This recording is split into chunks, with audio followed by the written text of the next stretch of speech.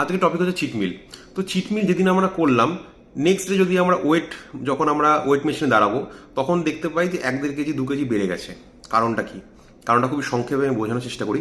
সেটা হচ্ছে আমাদের যখন চিট মিল থাকে বা যেই দিন আমরা ভাবি যে বাইরের খাবার খাবো, তো তখন আমরা বাইরের খাবার তো খাই, তার সাথে বাড়ির খাবারও অনেক উল্টোপাল্টা জিনিস খেয়ে নিই। আটা ময়দার জিনিস, ভাত রুটি সমস্ত কিছু খাই, প্লাস তার সঙ্গে নুন থাকে, ফাস্টফুডে প্রচুর পরিমাণে নুন থাকে, রাইট?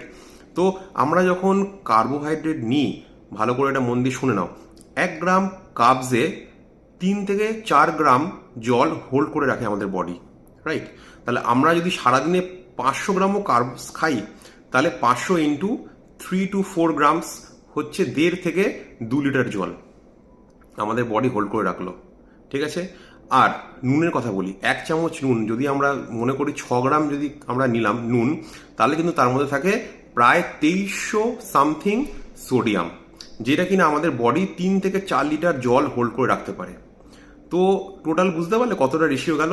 3-4 লিটার জল 1 চামচ নুনে, আর 500 গ্রাম যদি কার্বস ধরি, তাহলে মোটামুটি 1.5 থেকে 2 লিটার জল আমাদের কিন্তু 5 থেকে 6 লিটার জল বডি হোল্ড করে রাখলো একদিনেই।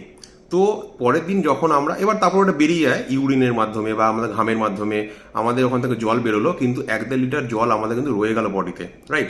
তো পরের দিন যখন আমরা দেখলাম ওয়েট মেশিনে ওয়েট মাপলাম, তখন দেখলাম 1-1.5 কিলো বেশি আমাদের দেখাচ্ছে।